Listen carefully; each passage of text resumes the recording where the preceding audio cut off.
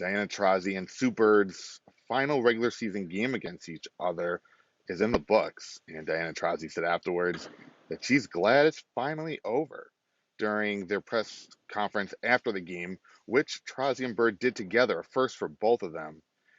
Taurasi expressed some happiness that Friday night was behind them. There's a lot of hype built up around this game. It was their 46th meeting against each other. Bird has been in the league for 19 years. Taurasi's been in the league for 18 years. A lot of time playing against each other. They met when Taurasi took her official visit to UConn back, her senior year of high school. So they've known each other for a long time. So they have a lot of history. They're best friends off the court. They are rivals on the court. They both have played in the Western Conference their entire careers. They faced each other a ton. So there was a lot built up to Friday night, which the Mercury won 94-78. They had a great fourth quarter, went on a 32-6 run, put the game away. Taurasi scored 28 points. Bird just scored 2 points. But for both of them, it was meaningful. Bird tried to downplay it. She said heading into this game, she tried to look at it as just another game, just like the 45 games they had played before. But Taurasi all week had been a little bit more reflective. When I talked to her, she looked back on Bird as a player, Bird as a person, talked about how much she missed her, said it would be sad, said she would be bittersweet to face her for the last time because Taurasi hasn't decided her playing future yet. But after the game, once she was prodded a little bit, Sue Bird said that, there was some emotion going into this game, but she tried to leave it off the court, something she wanted to do and deal with and experience privately. She said, she did not want to bring it to the court because she didn't want it to affect her game. Whether or not it did, she may never say, but it wasn't the best game for Sue. Dianna played great.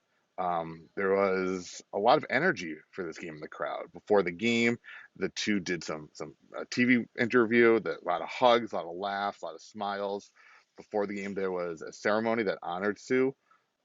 Dianna presented her with a pair of custom Jordan 1s that were pretty dope, hand painted and everything. It looked like there was a tribute video in which Dianna, had one more dig at her best friend and said, it's time to go, Sue. It's really time to go, even though she loves her as her best friend. And then after the game, once they left the press conference, they were basically tied at the hip. They walked around the Footprint Center here in Phoenix, saying hi to people, getting their pictures taken, all sorts of stuff, and they never left each other's side.